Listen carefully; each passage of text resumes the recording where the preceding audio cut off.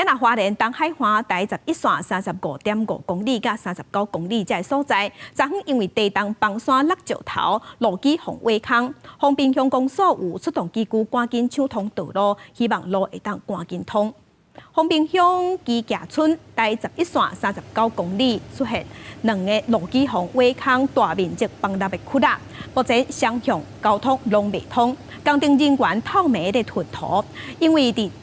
昨暗的10点35分已经先抢通，今日透早会继续赶紧通到9曲洞的路段，西140.7公里，也阁有5个民众，即马已经赶紧拢互撤离、互救出来啊！也伫148.3公里，互受困掉伫遐9个人已经先就地安置，道路会赶紧抢通，要赶紧甲掉伫山区的民众赶紧救出来。高乐乡嘛提醒民众，虽望路有通啊，也毋过地动了后，山区的道路拢较无在、较袂稳，嘛到发生崩塌也是落石头，路况是真歹，所以民众乡亲无必要唔通去山区。